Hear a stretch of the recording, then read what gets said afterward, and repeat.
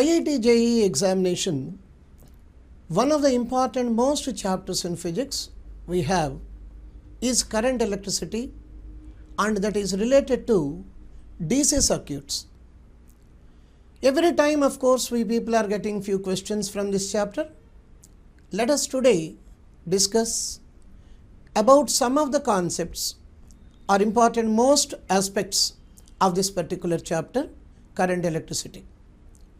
In reality, current electricity, when we talk about, we deal with the concept of Ohm's law. According to that one, of course, the potential difference and current, how they are related, will be knowing. The current across a conductor is directly proportional to the potential difference across the terminals of the conductor. That's what actually we used to say as Ohm's law. And we in fact know well the equation for that one, V is equal to IR. I being current over here and R being resistance. Therefrom, of course, we write that R is equal to V over I. In fact, this concept is very common, and every one of you can even understand that Ohm's law is not a universal law. That's one theoretical point one has to understand. It's not going to be valid in every conductor. Like whenever we just plot a graph between voltage and current, we actually supposed to get a straight line passing through the origin.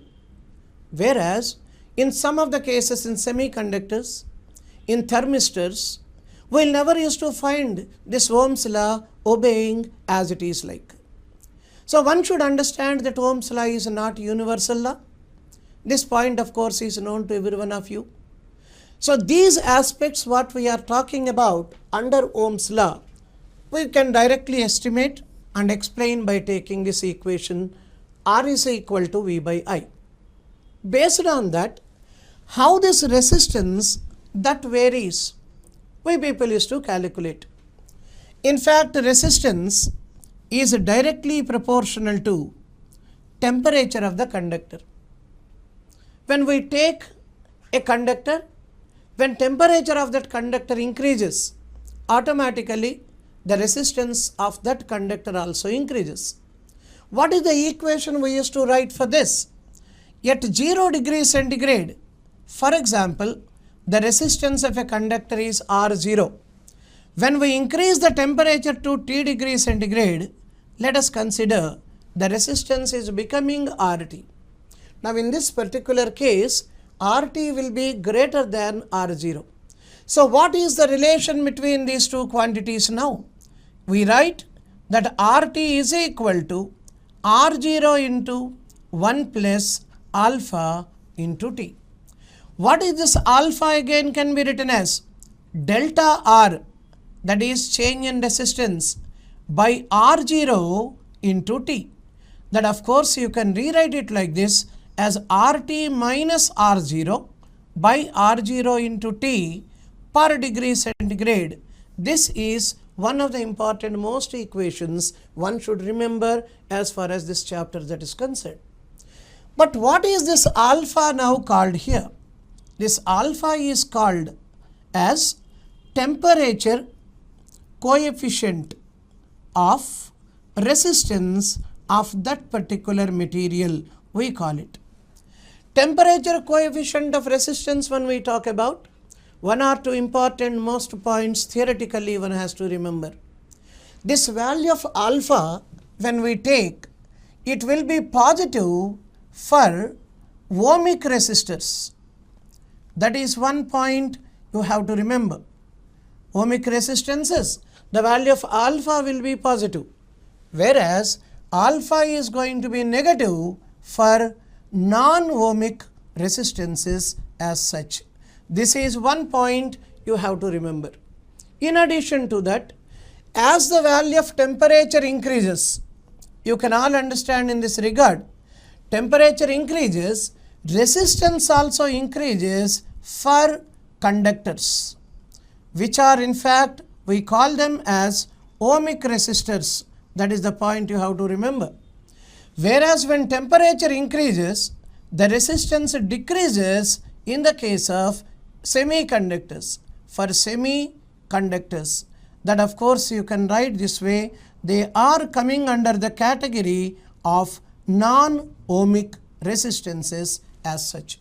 So these are the basic theoretical points one should remember as far as the value of alpha, which is called temperature coefficient of resistance, that is concerned. In the same manner, how we can change the resistance of a conductor, not by considering the effect of temperature there. In fact, we all know very well, resistance is now depending mainly on two factors as far as the conductor that is concerned. What are those two factors? Resistance of a conductor depends mainly on two factors as far as the conductor that is concerned. What are those two?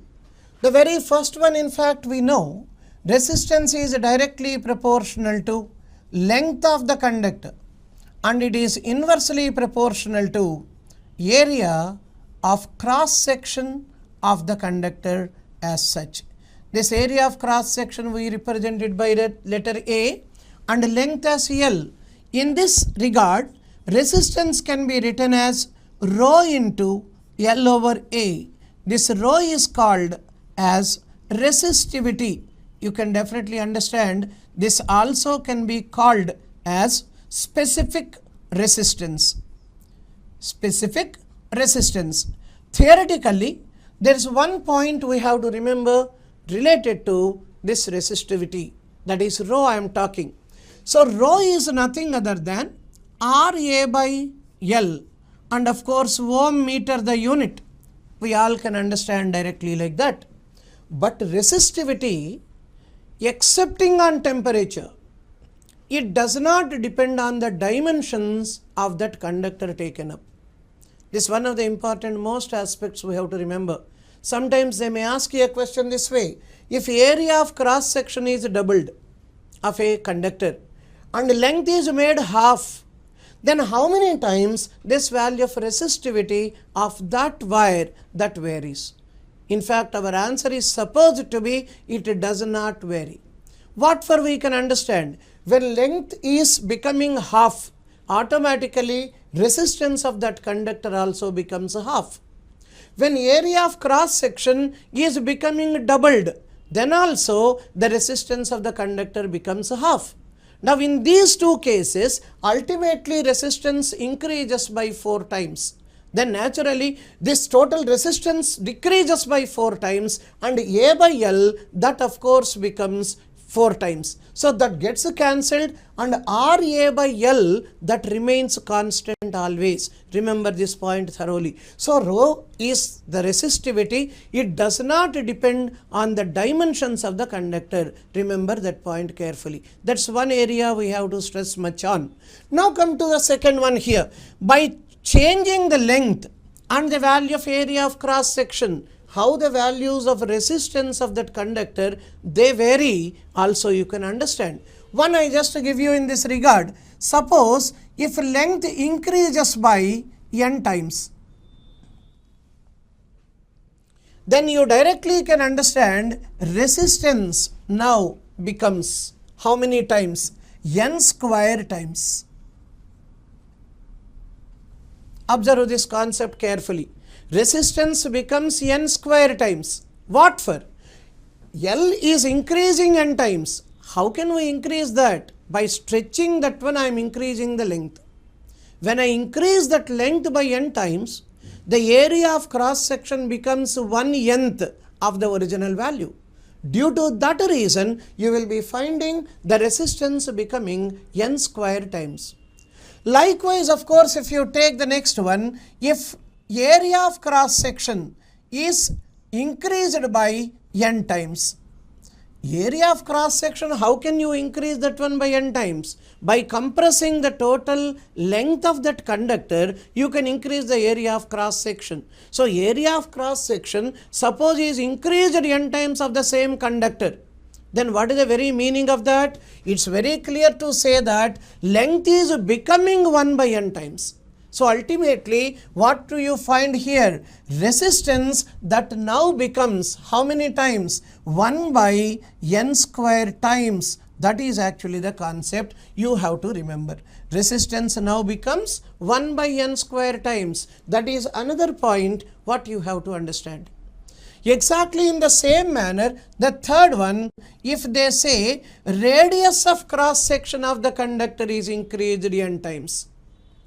Radius of cross section of the conductor is increased n times. When radius of cross section increases n times, automatically we can understand that area increases by n square times. Then what happens? The length part of that one decreases by n square times. That in the sense what? Length simply becomes 1 by n square times. That is the concept. Then overall what do you find here? This all implies resistance now becomes 1 by n power 4 times. That is actually the concept what you need to remember. Come to the next aspect over here, the fourth. If I say resistance, how it varies with respect to length in terms of the percentage variation of length. I'll just give you one example here. If length increases by x% of a conductor I am talking about, when length increases by x%, then you can understand the resistance increases by 2x% roughly. 2x% you can understand provided if x is less than or equal to 5%. That is a value what you need to remember here. If length increases by 2%, for example, resistance of that conductor increases by 4%. If length increases by 3%, that becomes 6%. If length increases by x%, the radius, the resistance increases by 2x%, provided x is less than or equal to 5%. Suppose if I say x is greater than 5%, then the resistance increases by 2x plus x by 10 whole square %.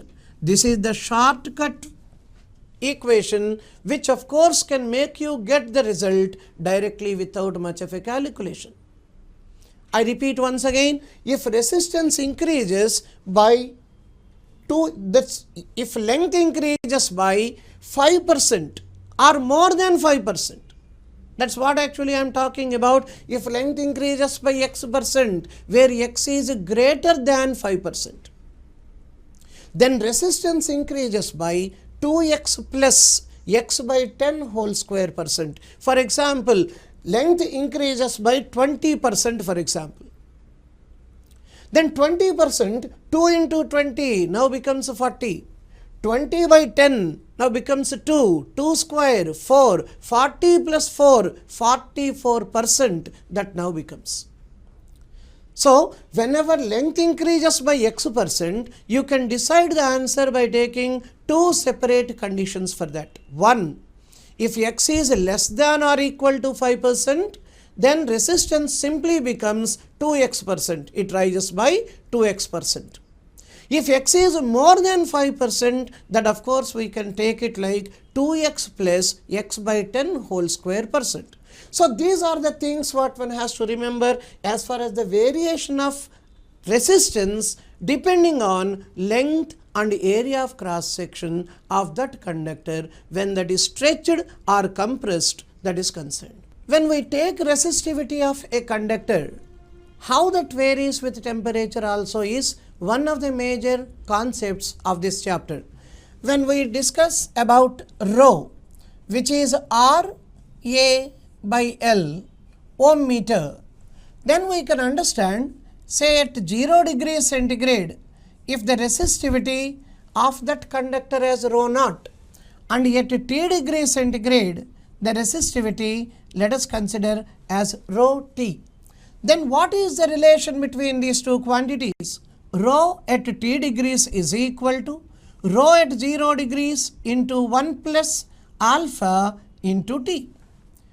Now in this regard, you can even rewrite the same equation as alpha is equal to rho at t minus rho at 0 by rho at 0 into t per degree centigrade. That is the equation what one has to remember. Now in this regard also, alpha is to be called as temperature coefficient of resistance. That is actually the value alpha that is representing here. So this equation almost is similar to the variation of resistance with the temperature.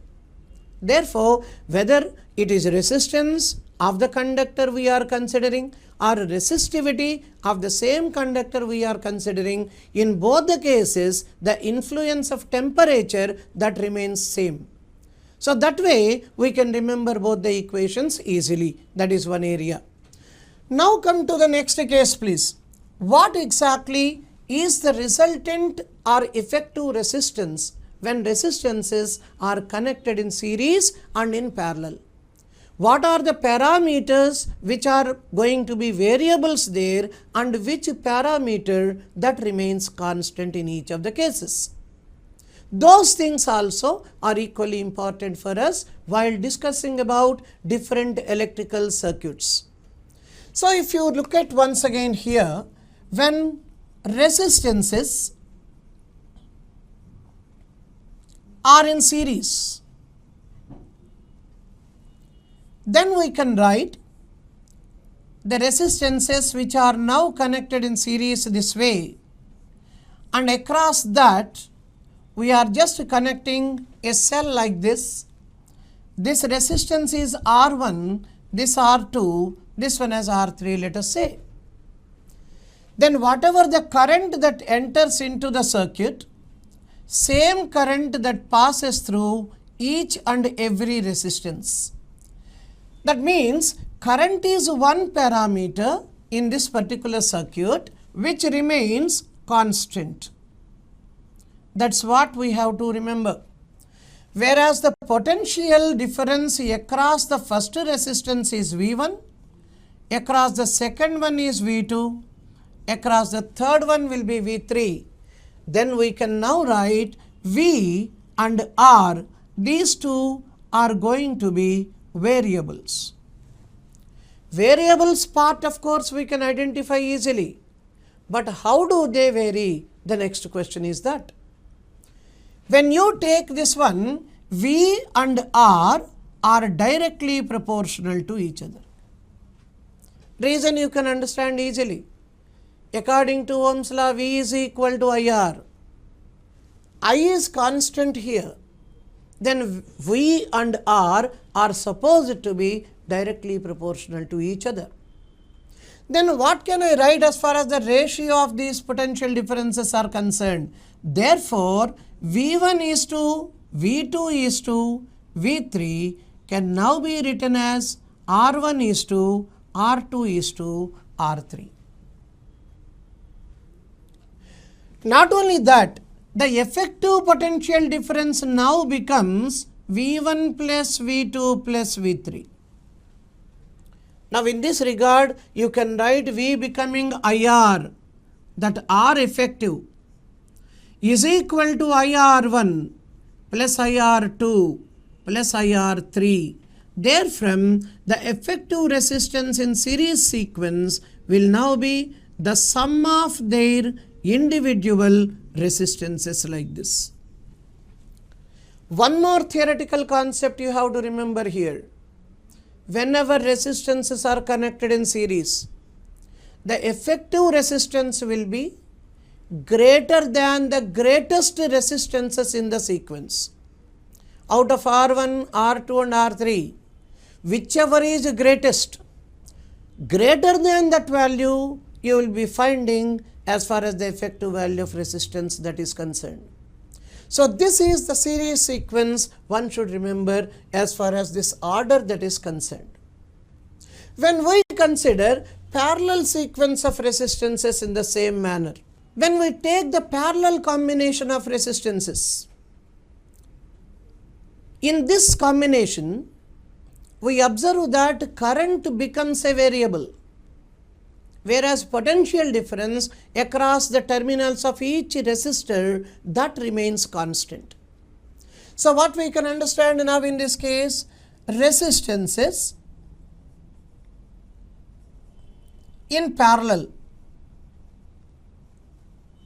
when we take one resistor this way, the second one this way, the third one like this, all the three now are connected in parallel, and a cell is connected across the system like this, which can provide a potential difference V to the system.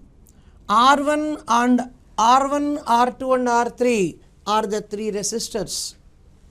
Current that is entering into the circuit will now be I, that now goes across R1 as I1, goes across R2 as I2, and goes across R3 as I3.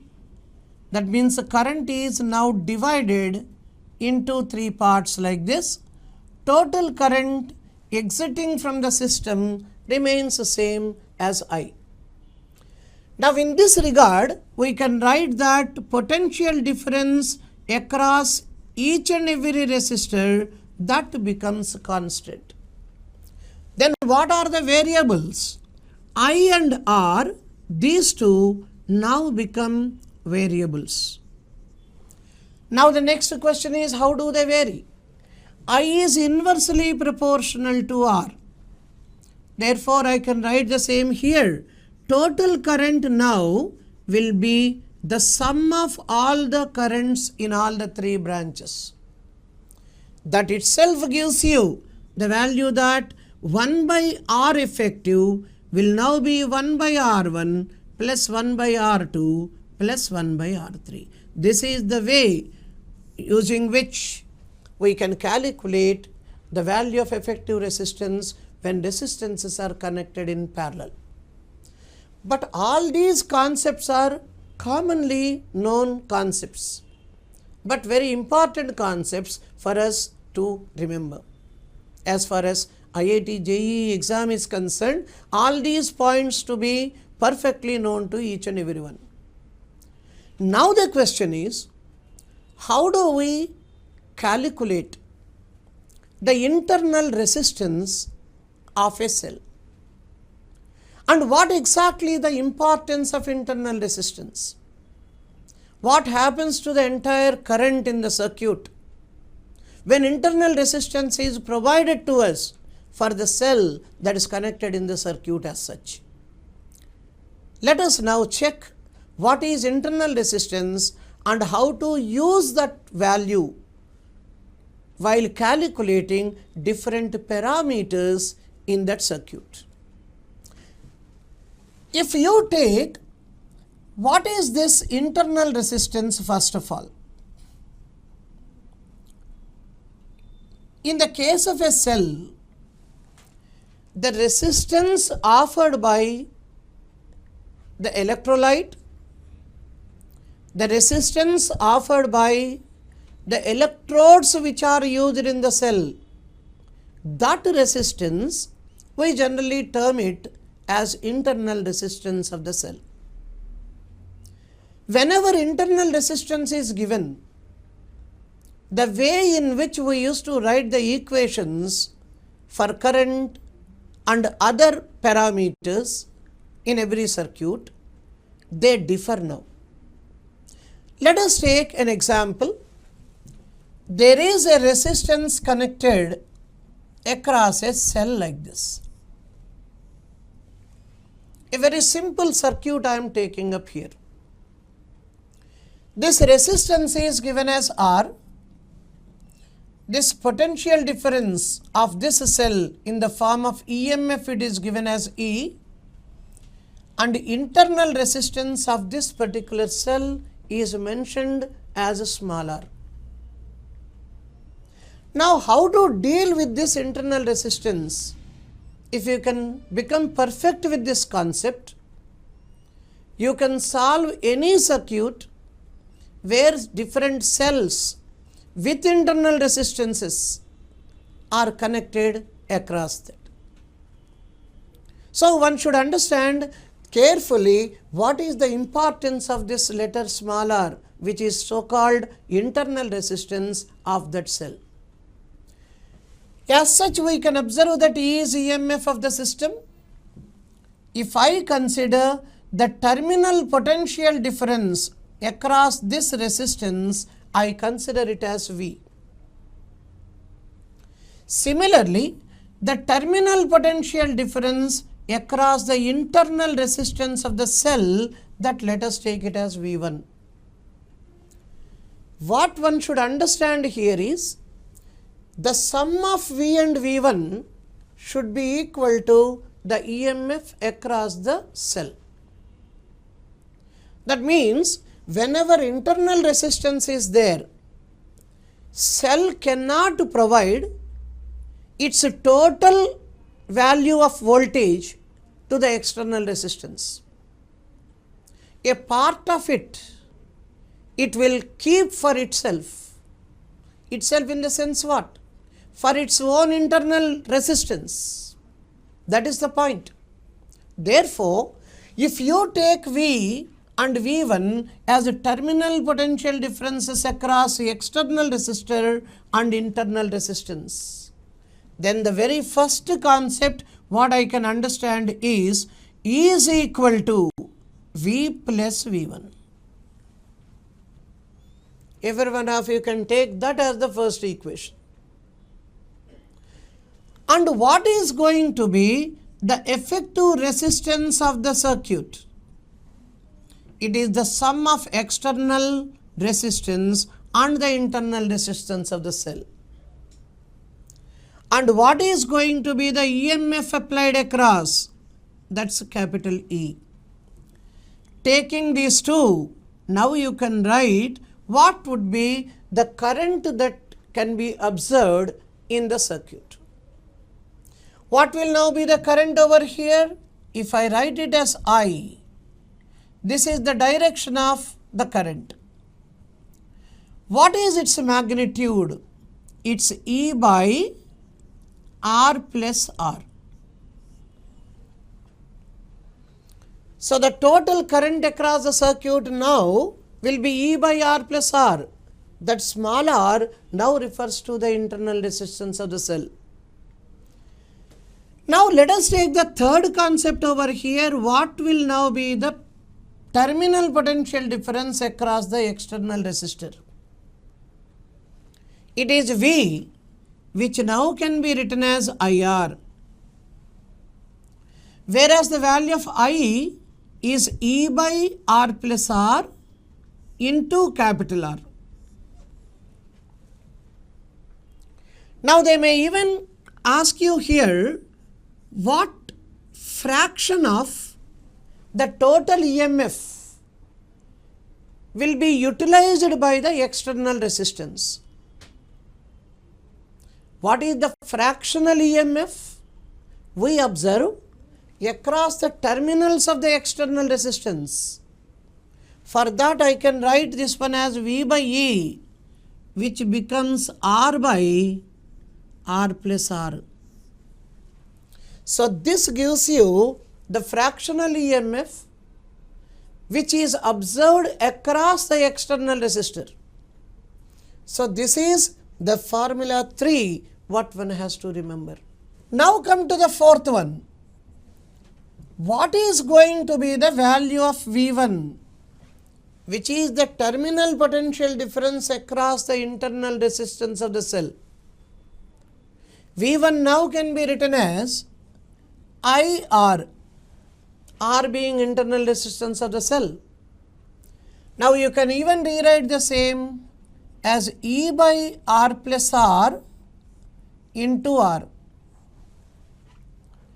Now they may even ask you here, what fraction of total EMF that is observed across the internal resistance of the cell?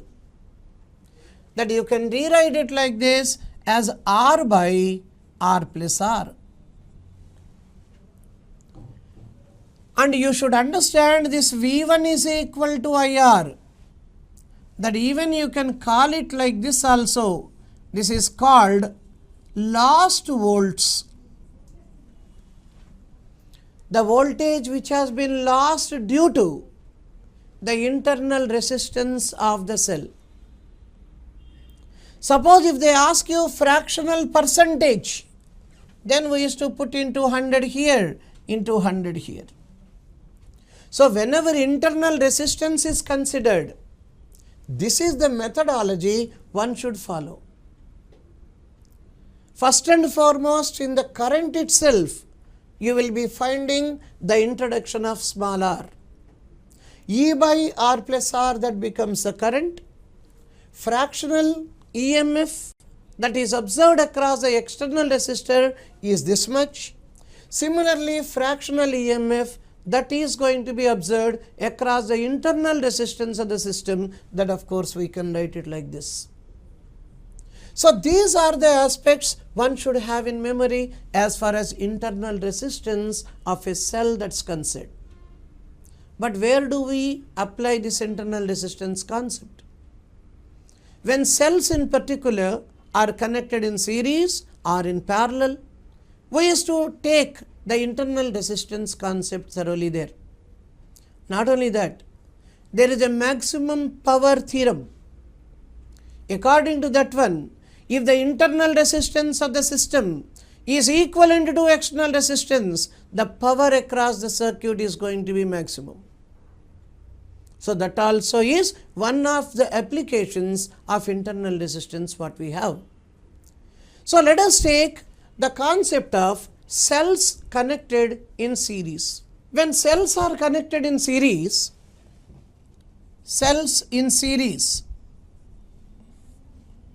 let us consider here n number of cells which are connected in series across an external resistor like this. This you take it as EMF E for each cell. Internal resistance is R for each cell.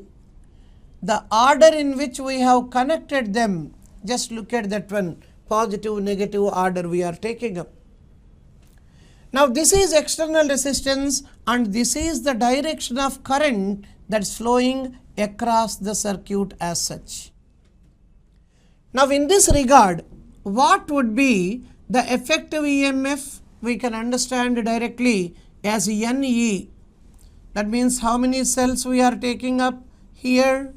N cells. And what would now be the effective internal resistance? That will again be NR. What would be the effective total resistance of the circuit? R plus NR. Now we just want from these two, what is the current passing through the circuit? You can directly understand NE by R plus NR. That is the formula one should remember. But the same concept, when few cells are reversely connected, how to write this formula? You can understand this way. There are again N cells. Out of them, M cells are reversely connected. Out of N cells, M cells are reversely connected. Then you can all understand straight away this way. The cells are connected in this order. Few of them are connected reversely this way. This is as usual the external resistance R, positive, negative, positive, negative, positive, negative, negative, positive, positive, negative. Now here positive, negative. You can take one more cell here, negative, positive like this. Then you can understand that each EMF now becomes E and internal resistance given as R. But what is the convention we go for? The cell which is regularly connected, if I take its EMF as positive, the one which is reversely connected, I should consider its EMF with a negative sign. So what do you find here? For every one cell connected reversely, totally two cells they get cancelled in terms of their EMF. The cell which is connected reversely cancels the EMF of another cell which is connected in a regular way. For example, if I take this cell which is reversely connected, that cancels one more EMF of one more cell. So if one cell is reversed, totally EMF of two cells in the entire circuit, they get cancelled. Now even here also this is reversely connected, that cancels even the neighboring one. So what you can understand here is, when M cells are reversely connected, then 2M cells get cancelled in terms of their EMF. That is the point. So what now would be the effective EMF of the system? It is N minus 2M into E. What would now be the effective internal resistance? That will remain the same, NR only. What would be the effective resistance of the system as a whole? R plus NR. Then what would be the current across the external resistance? Suppose if I ask you, you can say that N minus 2M into E by R plus NR.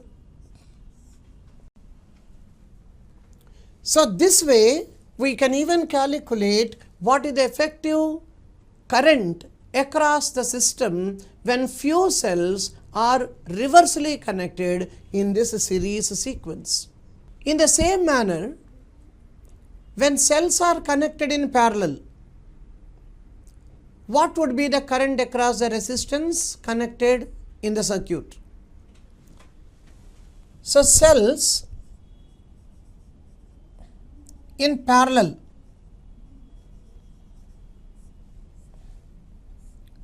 we now have few cells connected like this, all in parallel, and an external resistance is connected across this one like this. This is R. Each cell has an EMF E and internal resistance R. Positives are all connected to one end and negative side terminals are connected to the other end. This is what is called parallel combination. Now in such case, we all know all these cells which are connected in parallel, their effective EMF is going to be equal to the EMF of an individual cell out of them. So we can now write here the effective EMF now becomes E, whereas effective internal resistance, that now becomes R by N. What for we people are taking up N here, you can understand. N cells are, I am connecting them in parallel. Now you can say effective resistance becomes R plus R by N. Thereby the current becomes E by R plus R by N as such. So this is the amount of current that is passing through this resistance. One should remember this. But in the same manner, suppose there are two cells which are connected in parallel this way. Its EMF is E1 and internal resistance is R1. Its EMF is E2 and internal resistance is R2. If this is the case, what would be the effective EMF of the system? That also should be remembered. If I consider the current across this one as I1 and here as I2, both of course mix up here to give the total current as I. Once again I1 of course enters this way, I2 enters this way, I once again comes back like this. So in such cases we can write that I is equal to I1 plus I2. Applying Ohm's law, I is E by R. So we can write the same thing this way, E effective by R effective, that is equal to E1 by R1 plus E2 by R2. In other words, you can write that one E1 R2 plus E2 R1 by R1 R2. Therefore, what will be the effective EMF is the question here. You now can write E1 R2 plus E2 R1 by R1 R2 into what is effective internal resistance here? R1 R2 by R1 plus R2. Now R1 R2 getting cancelled. You are now left with the effective EMF as E1 R2 plus E2 R1 by R1 plus R2. This kind of a concept also that is important for you. So whenever two cells are connected this way, what would be the effective EMF of the entire system? You can calculate using this formula. Suppose an external resistance is connected. What would be the current across that one, they may ask you. That time effective resistance you have to calculate. This becomes effective EMF and therefrom you can estimate what is going to be the current across the external resistor R. So these areas, as far as internal resistance of a cell that's concerned, one has to remember.